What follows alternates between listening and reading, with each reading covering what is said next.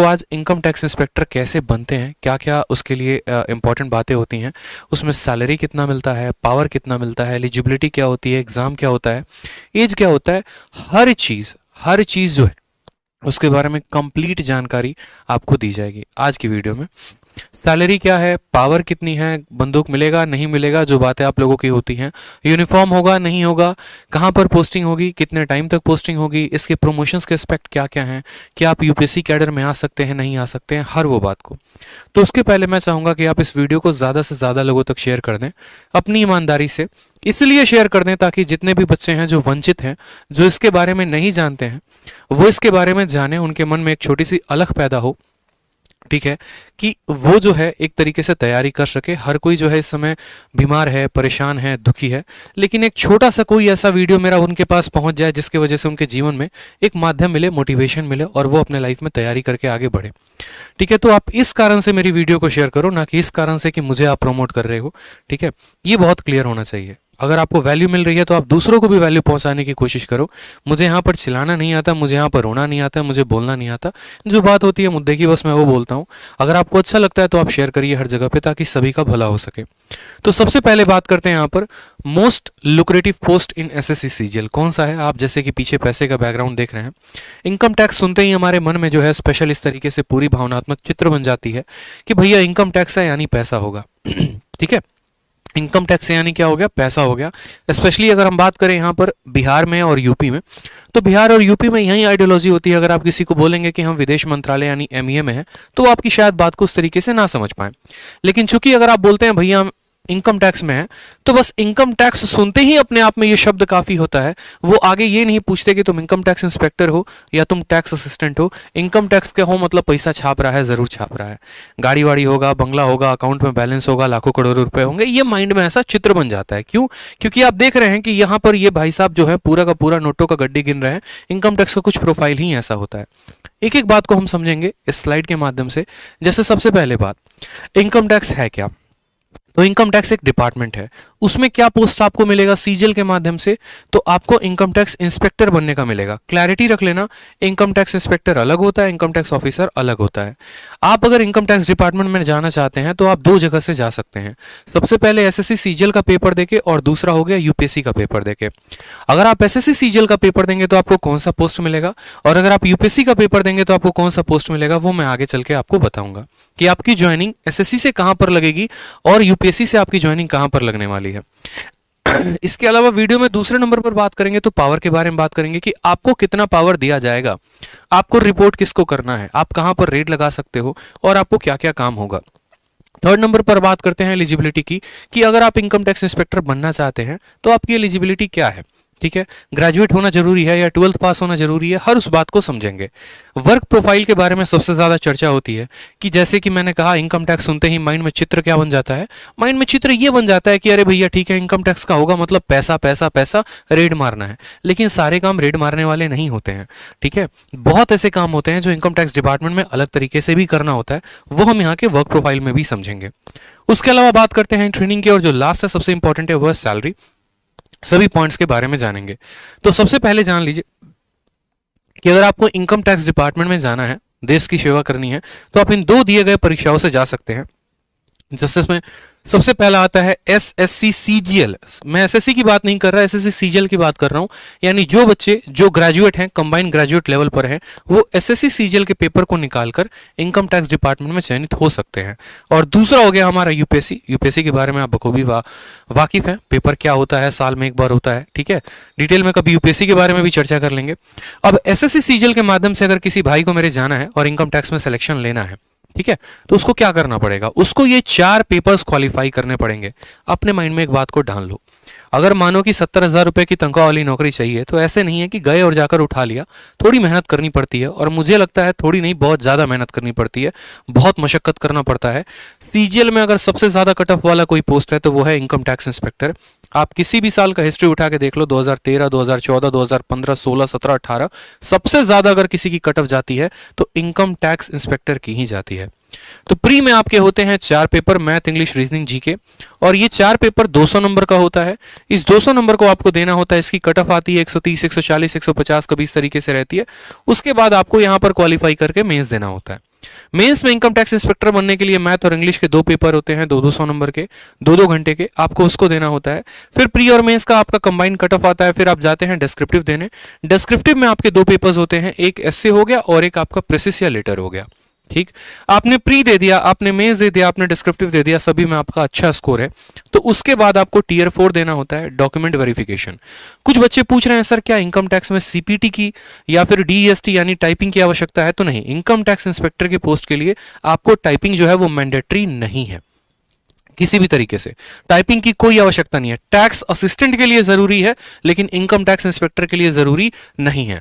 मतलब आप प्री दो, आप मेंस दो, डिस्क्रिप्टिव दो, सभी में हाई स्कोर लेके चलो, शुरू से बहुत ज्यादा नंबर का जो है वो लीड लेके चलो, और उसके बाद जो है आप यहां पर बढ़िया तरीके से इनकम टैक्स के लिए चयनित हो सकते हो। और लास्ट स्टेज होता है डॉक्यूमेंट वेरिफिकेशन, जहां पर आपको जाकर डॉक्यूमेंट वेरीफाई एसएससी के ऑफिस में करवाना पड़ता है।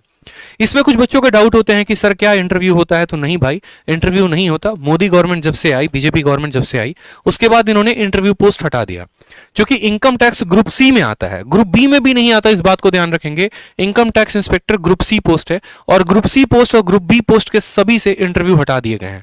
पहले क्या था कि ग्रुप बी में भी, ग्रुप सी में, सब जगह इंटरव्यू थे, लेकिन जब से मोदी गवर्नमेंट आई, उन्होंने कहा कि भैया कौन सी नौकरी दे रहे हो, अगर इनकम टैक्स इंस्पेक्टर की दे रहे हो तो इसमें इंटरव्यू की क्या जरूरत है? फालतू की घोटाले होंगे, धांधलेबाजी होंगे, उससे बढ़िया है इंटरव्यू को हटाओ। और इंटरव्यू को हटाने के बाद वो डिस्क्रिप्टिव का चयन लेकर आए कि बच्चा अगर एक अच्छा ढंग से एसएस लिखना जानता है, एक लेटर लिखना जानता है, तो जो 100 नंबर तुम इंटरव्यू में देते हो उससे बढ़िया 100 नंबर का पेपर करवा दो, बच्चा इसमें खुश हो जाएगा। जिस तरीके से जिसने नंबर लिखा होगा, पेपर लिखा होगा, वो आराम से जो है उसको नंबर दो। कल के दिन उसको लगता है कि नहीं यार मेरे नंबर कम आए, ज्यादा आए, तो कम से कम आरटीआई डालकर अपनी कॉपी तो मंगा सकता है। उसके बाद बात करते हैं फिजिकल टेस्ट के बारे में। जैसे कि एक्साइज इंस्पेक्टर में फिजिकल टेस्ट होता है, अदर डिपार्टमेंट में, इनकम टैक्स में कोई भी फिजिकल टेस्ट नहीं होता। ना कहीं भागना है, ना कहीं जाना है, ना कहीं दौड़ना है, कुछ भी नहीं है, कोई फिजिकल टेस्ट नहीं होता है। टाइपिंग की टेस्ट होती है क्या सर? नहीं सर, कोई टाइपिंग की टेस्ट नहीं होती है। सीएसएस का पोस्ट है, उसमें टाइपिंग चाहिए होता है, विदेश मंत्रालय के पोस्ट के लिए टाइपिंग चाहिए होता है, लेकिन इनकम टैक्स इंस्पेक्टर बनने के लिए कोई भी टाइपिंग नहीं चाहिए होती। मतलब आपको सभी चीजों से मुक्ति है, बस काम इतना करना है कि हर पेपर में उच्चतम स्कोर लेके चलना है ताकि आप चयनित हो पाए। उसके बाद बात करते हैं पावर कितना है। तो आप रूबरू हैं इस पोस्ट से, इसमें खतरनाक पावर होता है, ठीक है, बहुत बढ़िया तरीके से आपको अच्छे अच्छे लेवल से दोस्ती होती है। जैसे मानो जिस दिन आपका इनकम टैक्स का रिजल्ट आएगा तो उसी दिन आपका एक ऑटोमेटिक व्हाट्सएप ग्रुप क्रिएट हो जाएगा, ठीक है। उस व्हाट्सएप ग्रुप में भारत में जितने भी उस साल के इनकम टैक्स इंस्पेक्टर सेलेक्टेड है वो सभी के सभी जुड़ जाएंगे। कोई कोलकाता में किसी की पोस्टिंग होगी, किसी की मुंबई में होगी, किसी की कहीं और पर, किसी अलग अलग देशों में होगा। एक तरीके से चंद पल भर के पहले, रिजल्ट आने के पहले आपके कोई दोस्त नहीं थे, और रिजल्ट आने के बाद पूरे इंडिया में सभी इनकम टैक्स इंस्पेक्टर्स जो है वो आपके फ्रेंड हो जाएंगे। जब आप डिपार्टमेंट में काम करना शुरू करेंगे तो आप सीधा रिपोर्ट करते हैं कमिश्नर को। इनकम टैक्स कमिश्नर ही डायरेक्ट के डायरेक्ट आपके ट्रेनिंग में आते हैं, तो वहां से भी आपकी पहुंच जो है बहुत अच्छे अच्छे लेवल पर शुरू हो जाएगी। किसी भी डिपार्टमेंट में आपकी बहुत अच्छे तरीके से एक्सेस हो जाते हैं। कुछ पल पहले यूं समझ लो कि अगर पेपर पर भी साइन करवाना पड़ता था तो लाइन में लगे होते थे, जाकर लोगों से पूछना होता था, बात करनी होती थी, 10 घूस कहानी देनी पड़ती थी। लेकिन चंद दिनों के अंदर आप पूरे भारत में छा जाएंगे, आपकी पकड़ हर जगह पर होगी, ठीक है। यहां तक कि अगर आपके पड़ोसी को भी पता और वो करोड़पति है और उसको पता है कि इनकम टैक्स में है, तो वो भी थोड़ा संभल कर चलेगा कि भैया कहीं अगला हम पे रेड ना मरवा दे, ठीक है। इस बात से भी लोग बहुत ज्यादा डरते हैं। आपका जो नाम का आईडी कार्ड ही है ना, वो पूरे भारत में काफी है। कहीं पर भी आपकी पहचान को कराने के लिए आपको कुछ नहीं दिखाना, बस आयकर विभाग लिखा अपने आप में शब्द आज के समय में काफी है। क्योंकि आज के समय में टैक्स की चोरी हो गई, पैसे की चोरी हो गई, हर कोई करता है। सरकार से पैसे बचाने की हर किसी की नियत होती है, इस वजह से वो सबसे ज्यादा डरते हैं। ईमानदार आदमी कभी नहीं डरता, इस बात को ध्यान रखो, ठीक है। बात करते हैं पैसे के बारे में। तो बिल्कुल 2 सोर्स ऑफ इनकम है। एक तो डायरेक्ट जो आपको गवर्नमेंट देती है, हर महीने अच्छे खासे पैसे आ जाते हैं सैलरी के रूप में, और दूसरा जो इनडायरेक्ट है, जो मैं यहाँ डायरेक्टली नहीं बोल सकता बट आप समझ सकते हैं। इनडायरेक्ट माध्यम से किस तरीके से, पुरानी प्रथा है, चलते आ रही है, ठीक है। करप्शन जो है वो एक पार्ट है, तो उस करप्शन के कहीं ना कहीं आप भी भागीदार होंगे अगर आप भी इनकम टैक्स में ऊपरवार लेंगे तो। खैर मैं ये नहीं बोलूंगा आपको लेना सही है या गलत है, वो आपकी चॉइस है। जैसे डॉरी सिस्टम में दहेज प्रथा है, वो आपकी चॉइस होती है कि आप लेते हैं नहीं लेते हैं, उसमें मेरा कोई कमेंट नहीं रहेगा। लेकिन हाँ, पैसे बहुत हैं। अगर आप चाहो तो आप एक दिन में भी, जैसे मेरा एक दोस्त है, खुद है, स्टूडेंट भी है, उसने बताया कि सर हमारा 2018 से वो सिलेक्टेड है। जब वो गए पहले दिन तो उनको ट्रेनिंग में ये बोला गया, उनके जो कमिश्नर है उन्होंने आके ये बात कही कि देखो भैया बात ऐसी है कि तुम्हारे ऐसे भी दिन आएंगे जिस दिन तुम्हें पहले ही दिन इतनी पैसे ऑफर कर दिए जाएंगे जितने तुम्हारे पूरे एक महीने की सैलरी है, तो अभी थोड़ा संभल कर चलना, 2-3 महीने बाद जो है अपना देख लेना। यानी अपना देख लेना कहने का मतलब क्या हो गया कि मेरा दोस्त ये बोल रहा था कि वो कहना क्या चाह रहे हैं, कहना क्या ये चाह रहे हैं कि मतलब तुम्हें लेना है, या कहना ये चाह रहे हैं तुम्हें नहीं लेना है। तो ऐसा नहीं है, वो आपके ऊपर डिपेंड होता है। बट हाँ, पैसे हैं, अच्छे खासे पैसे हैं, पावर भी है, पैसा भी है, और सोशल स्टेटस समाज में बहुत ज्यादा है। अगर आप एसएससी सीजीएल में किसी भी पोस्ट में अगर आप लग रहे होते हैं तो सबसे ज्यादा पावरफुल जो पोस्ट है वो इनकम टैक्स की ही है, और उसके बाद दूसरा विदेश मंत्रालय है। ठीक है। थर्ड बात करते हैं एलिजिबिलिटी के बारे में। आप कैसे एलिजिबल होंगे दोस्त, आप इस इंस्पेक्टर पोस्ट के लिए कैसे अप्लाई कर सकते हैं, कैसे बन सकते हैं, क्या एलिजिबिलिटी होगी। हर कोई तो एलिजिबल नहीं हो सकता ना, ठीक है, कि जो मर्जी आया वो इनकम टैक्स इंस्पेक्टर के लिए अप्लाई करेगा बन जाएगा, ऐसा नहीं है। इनकम टैक्स इंस्पेक्टर बनने के लिए आपको ग्रेजुएट होना जरूरी है। किसी भी यूनिवर्सिटी से आपने ग्रेजुएशन किया है, चाहे आपने ऑनर्स किया है या बीटेक किया है, आप इनकम टैक्स इंस्पेक्टर के फॉर्म के लिए भर सकते हैं, सीजीएल का फॉर्म भर सकते हैं। और उम्र जो है वो 30 साल तक है, 30 साल के बाद आप नहीं भर सकते। कुछ अलग अलग कास्ट में जो रिलैक्सेशन होता है वो आपको मिलेगा, जैसे ओबीसी को रिलैक्सेशन मिलता है, एससी एसटी को रिलैक्सेशन मिलता है, और अदर लोगों को भी।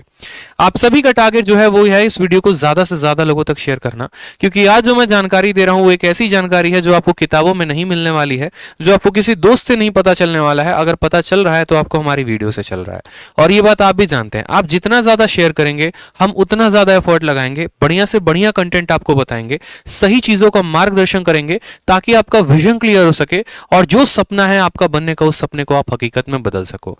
तो आप सभी जो है हर जगह पे एक पल का अपने अंदर का हट हटाकर वीडियो को तुरंत भावनात्मक रूप से जरूर शेयर करो, हर किसी को शेयर करो, क्योंकि अगला स्टूडेंट भी आपके वीडियो के लिए वेट कर रहा है। आप बहुत ऐसे टेलीग्राम ग्रुप में जुड़े होते हैं, बहुत ऐसे व्हाट्सएप ग्रुप में जुड़े होते हैं, आपको पता है कि आप वहां शेयर कर सकते हो, तो बस वो शेयर कर दो, ठीक है, ताकि बाकी बच्चे भी हमारे साथ जुड़ पाएं। वर्क प्रोफाइल की बात करें यहां पर, तो चूंकि ये ग्रुप सी पोस्ट है, ग्रुप बी भी नहीं है, इस मिथ में नहीं रहेंगे, ग्रुप सी पोस्ट है, और यहां पर जो सैलरी है वो 4600 ग्रेड पे है। बहुत बच्चों को ये ग्रेड पे शब्द नहीं समझ में आ रहा होगा, सीधा बोलते भैया ग्रेड पे छोड़ो, हमको सैलरी बताओ कितना दोगे, 20 दोगे, 30 दोगे, 50 दोगे, 1 लाख रुपए दोगे। तो देखो, गवर्नमेंट का एक टैक्सेशन सिस्टम होता है, एक पैसे देने का सिस्टम होता है, और सिस्टम में क्या होता है, जैसे एसएससी सीजीएल की बात करोगे तो आपको 2800 ग्रेड पे की जॉब है, 4200 की है, 4400 की, 4600 की, 4800 की भी है। 4400 की नहीं है, 4200, 4600, 4800 की है। 4800 डबल ए, जिसके बारे में मैंने पिछली क्लास में बताया था, और 4600 में आपको ये सभी आ जाते हैं। 4600 की राइट नाउ जो अभी सैलरी चल रही है वो 70-80 के करीब में चल रही है, ठीक है। और वो शहर टू शहर भी डिपेंड होता है। अगर एक बंदा इनकम टैक्स इंस्पेक्टर लक्षद्वीप में है और दूसरा मुंबई में है, तो मुंबई वाले की सैलरी ज्यादा होगी, लक्षद्वीप वाले की कम होगी, क्योंकि जो एचआरए होता है, हाउस रेंट अलाउंस और डियरेंस अलाउंस जो होता है, वो वहां पर उस पर्सन को बैठे को ज्यादा मिलता है। 8%, 16%, 24% होता है। जो जितने महंगे शहर में उसकी सैलरी उतनी ज्यादा होती है महंगाई के कारण, ठीक है। बात करते हैं यहां पर काम करने के बारे में। तो इनको काम क्या करना होता है, दो तरह के काम होते हैं, एक होता है असेसमेंट, दूसरा होता है नॉन असेसमेंट।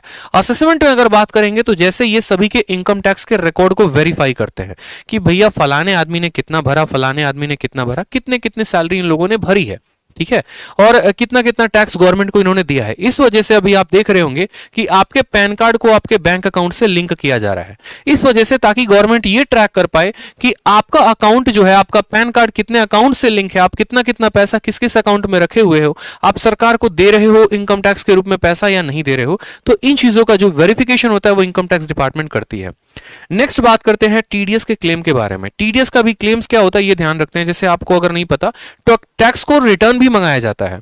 जैसे जितने लोग, एग्जांपल के तौर पे मान लीजिए हम यहां नौकरी कर रहे हैं, मुझे यहां पर 10 लाख रुपए मिले, लेकिन वो 10 लाख के 10 लाख मैंने खर्च कर दिए और इसी एजुकेशन में ही खर्च किया, तो उसका मैं क्लेम करता हूं कि भैया मुझे आईटीआर वापस दो, इनकम टैक्स रिटर्न वापस दो, वो भी मुझे मिलता है। तो इन सभी चीजों का लेखा जोखा कौन रखता है, इनकम टैक्स डिपार्टमेंट रखती है। नेक्स्ट यहां पर आ गया रिफंड ऑफ कंपनीज, जो कि मैंने आपको बात की। कि कंपनी को रिटर्न भी देना होता है। बहुत बच्चों को यही पता होता है कि यार सरकार तो सिर्फ हमसे टैक्स ही लेती है, ऐसा नहीं है। अगर मानिए कि मैंने महीने के 10 लाख रुपए कमाए और 10 लाख के 10 लाख मैंने लोगों को तनख्वाह देने के रूप में दे दिया, कि जैसे मानो 1 लाख रुपए मैंने किराया दे दिया, 1.5 लाख रुपए मैंने वर्कर्स की सैलरी दे दी, बाकी चीजों का मैंने बच्चों को बुक बांट दिया, तो क्या होगा कि जो मेरा टैक्स लग रहा है वो मुझे वापस मिल जाएगा। जो 60-70 हजार रुपए मेरे टैक्स में आएंगे वो वापस आ जाते हैं, उसके लिए मुझे आईटीआर भरना पड़ता है। तो ये सभी चीजों का भी लेखा जोखा कौन रखता है? इनकम टैक्स रखती है। इसके अलावा इंडिविजुअल लोगों पर भी जो नजर है वो हमारे इनकम टैक्स डिपार्टमेंट का काम होता है असेसमेंट के रूप में। ठीक है भाई, सभी वीडियो शेयर कर दो। मैं बार बार बता रहा हूं, अगर आप लोग को अच्छा कंटेंट चाहिए, वाकई में शब्द मेरे ज्यादा बड़े नहीं होंगे, मुझे ज्यादा चिल्लाना नहीं आता है, ज्यादा मुझे बात करनी नहीं आती है, लेकिन आप लोग को कंटेंट देना जो रेलिवेंट अप्रोप्रिएट होगा, जो जेन्युइन गाइडेंस होगी एक बड़े भाई की तरह, वो मैं जरूर करूंगा। तो हर जगह पर वीडियो शेयर कर दो। ठीक है, पोस्ट डिटेल खत्म होने के पहले 1000 लाइव चाहिए दोस्त। उसके बाद बात करते हैं नॉन असेसमेंट के बारे में। तो नॉन असेसमेंट में आपका सबसे इंपॉर्टेंट आ जाता है रेड। रेड मारने के लिए सबसे ज्यादा आप एक तरीके से ऐसे समझो कि आपके मन में सबसे उत्सुकता होती है। ये तो सभी काम होते हैं जो डेस्क जॉब होते हैं, जो आप अपने ऑफिस में कर रहे होते हैं, इसके लिए कहीं पर आपको जाने की आवश्यकता नहीं है। लेकिन हाँ, इसमें एक फील्ड जॉब होता है, वो है आपका रेड। ठीक है, जैसे आपने एनालाइज कर लिया, आपने पूरा का पूरा एकदम अपना जाल बिछा लिया, जैसे अभी कोई पीयूष जैन या आयुष जैन जो भी थे कानपुर में, पूरा का पूरा अपना डिपार्टमेंट सोच समझ के रहती है कि हाँ भैया इसके पास इतने की वेल्थ होगी, ऐसा होगा, इस तरीके से इसने कमाया होगा, चलो इसके ऊपर जो है बढ़िया से रेड मारते हैं। ऐसा नहीं कि आज मन बनाया उनके ऊपर रेड मारना है तो चले जाएंगे। पूरी एक असेसमेंट होती है, वारंट निकलता है, उस वारंट के तहत आपका पूरा का पूरा एक ऊपर से लेके नीचे तक हर ऑफिसर के सिग्नेचर्स होते हैं उसके अंदर। ठीक है, और आपको पूरा अधिकार दिया जाता है, तब आप वहां से जाते हैं वारंट लेकर और आप वहां पर रेड मारते हैं। और रेड सिर्फ 1 घंटे 2 घंटे की नहीं होती है मेरे भाई। जब तक अगले के पूरे पैसे तुमने वसूल नहीं कर लिए ना, तब तक उसके घर पे रेड पड़ी होती है। दीवारें तोड़ दी जाएंगी, पाइप तोड़ दिया जाएगा, जहां से हो सके वहां से पैसे निकाले जाएंगे, phone, tap lines, everything cut out हो जाता है और बढ़िया तरीके की रेड चल रही होती है। इसीलिए कहा जाता है यही रेड में अगर मानो आपने 1000 करोड़ का रेड मारा, तो अगला बंदा जो है कहीं ना कहीं उसका 10% 20% तो आपको ऑफर कर ही देता है कि सर इतना ले लीजिए और बाकी पैसा छोड़ दे दीजिए। तो आपको पता है कि अगर 100 करोड़ का 10% आपको ऑफर हो रहा है, तो आप खुद समझदार है, कैलकुलेट करने के लिए इतना मैथ तो आप पढ़ते ही हैं कि आपको एक दिन में कितना रुपया मिल गया। ठीक है, बट अब ऐसा नहीं होता है, इतनी बातें नहीं देखी जाती हैं, वो आप डिपार्टमेंट में जाओगे तो आपको पता चल जाएगा। नेक्स्ट बात करते हैं सैलरी के बारे में। तो जो यहां पर सैलरी है वो कम से कम राइट ना वो भी 70-72 हजार से ऊपर की है।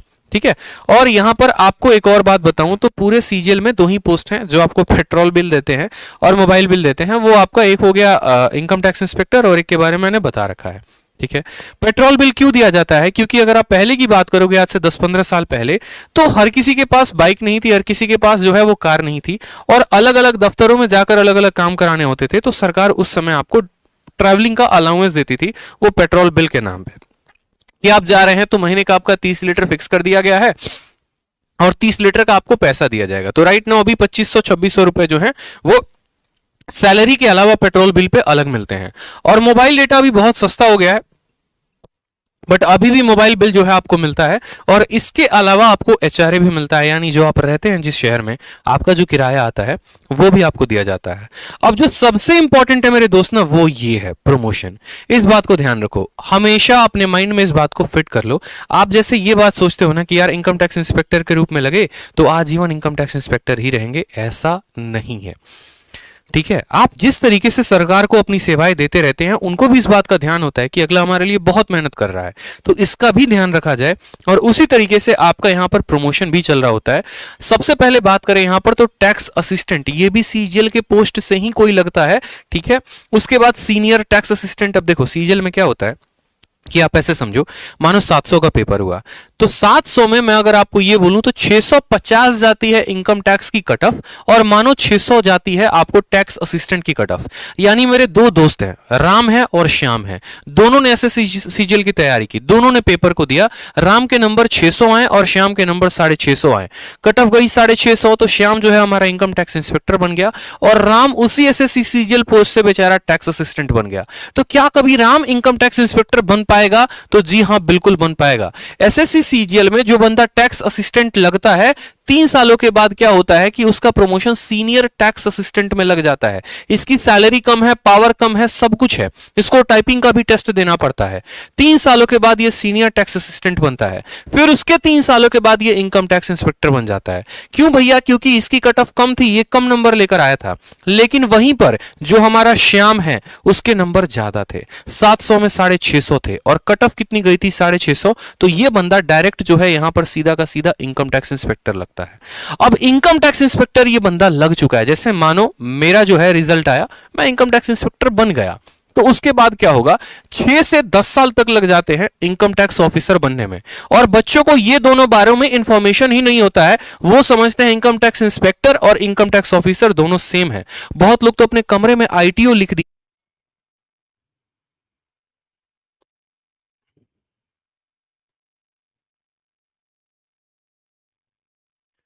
तो जैसा कि मैंने कहा आपको यहां पर जो छोटी सी डिफरेंस है वो बताई मैंने आपको यहां पर कि भैया देखो, सीनियर टैक्स असिस्टेंट के बाद इनकम टैक्स इंस्पेक्टर बनते हो और इनकम टैक्स इंस्पेक्टर के बाद जो है आप इनकम टैक्स ऑफिसर बन सकते हो। ठीक है, जैसे कि मैंने कहा आपको कि इनकम टैक्स डिपार्टमेंट में आप दो माध्यमों से लगते हो, एक हो जाता है आपका एसएससी सीजीएल के माध्यम से और दूसरा होता है यूपीएससी के माध्यम से। तो एसएससी सीजीएल क्वालिफाई करके आप इनकम टैक्स इंस्पेक्टर बनते हैं और यूपीएससी क्वालिफाई करके आप assistant commissioner of income tax यानी एसीआईटी बनते हैं। ठीक है, तो आप यहां से लेकर यहां तक, आपको अगर मानो कि आज आप यूपीएससी का पेपर देते हो, आपका नहीं निकलता है तो भी कोई दिक्कत की बात नहीं है। आप 10 से 12 साल के अंदर, यहां पर कम से कम 12 से 14 साल के अंदर आपका प्रमोशन होकर यूपीएससी कैडर में आप चले आओगे। फिर डिप्यूटी कमिश्नर के बाद आप ज्वाइंट कमिश्नर बनते हो और ज्वाइंट कमिश्नर के बाद आप एडिशनल कमिश्नर बनते हो। लास्ट प्रमोशन तक जाते जाते बहुत ऐसे कम लोग होते हैं जो एडिशनल कमिश्नर बन पाते हैं। ये वहीं बन पाएंगे जिन्होंने 20 या 21 साल की उम्र में ज्वाइन किया हुआ है। ठीक है, बाकी यहां पर जनरली पोस्ट जो है ज्यादातर ज्वाइंट कमिश्नर तक जाते हैं अगर उनकी प्रमोशन बहुत तेज होते हैं, डिपार्टमेंटल एग्जाम दे रहे होते हैं। तो इस तरीके से, तो ये थे आपके प्रमोशन, ये था पूरा का पूरा कंप्लीट प्रोसीजर इनकम टैक्स बनने का। मुझे लगता है कि मैंने आपको कंप्लीट जानकारी दी है कि इनकम टैक्स इंस्पेक्टर बनते कैसे हैं, क्या क्या प्रोसीजर्स होते हैं।